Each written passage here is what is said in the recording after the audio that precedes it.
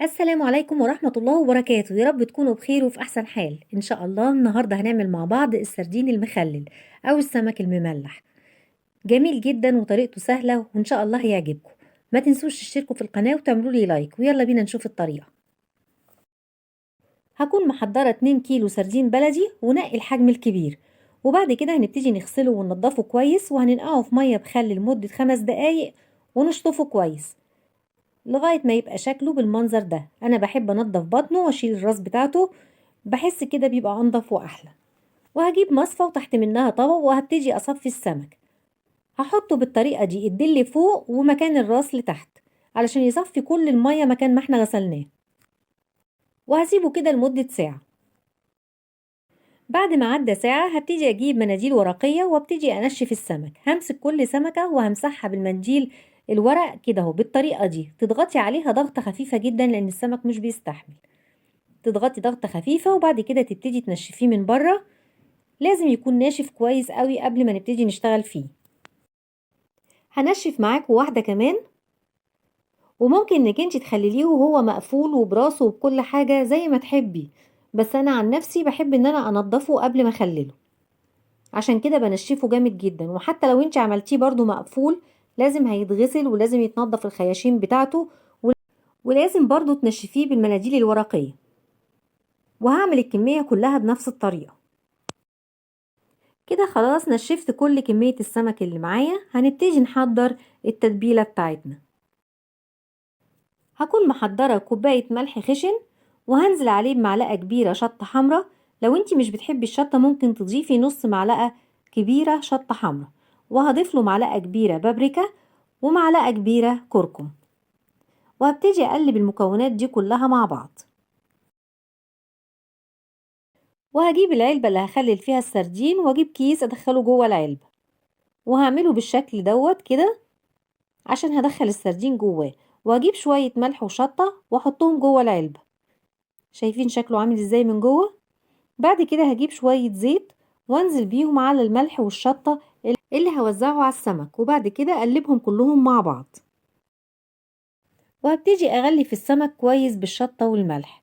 هحط طرف السمكة في قلب الشطة والملح، وبعد كده اخد شوية من الملح واحطهم جوه السمكة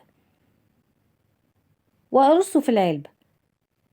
هبتدي الاول ارصه كله في اتجاه واحد، وبعد كده هرصه في الاتجاه التاني اللي قصاده، وبعد كده ارش شوية شطة وملح فوق منهم قبل ما ابتدي اشتغل في الصف التاني.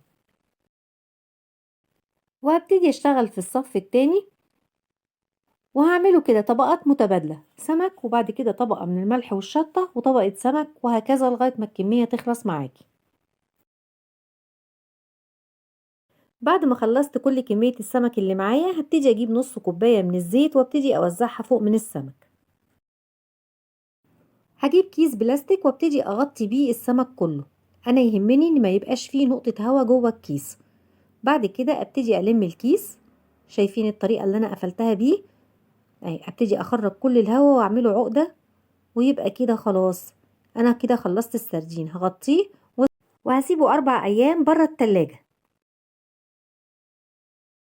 بعد 4 ايام شوفوا شكل السردين بقى عامل ازاي. نزل كل المية بتاعته. كل ما هتقعديه اكتر كل ما الملوحة بتاعته هتزيد، فهو هياخد 4 ايام بس.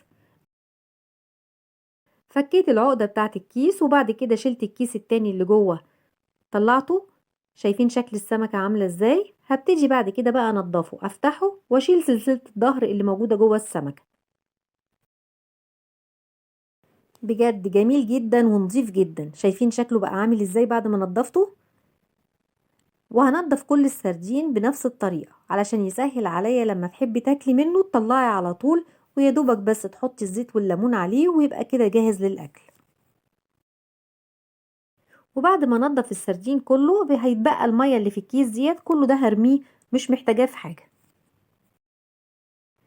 وهبتدي ارش عليه شوية زيت وهعصر عليه ليمون وازينه بحلقات الليمون،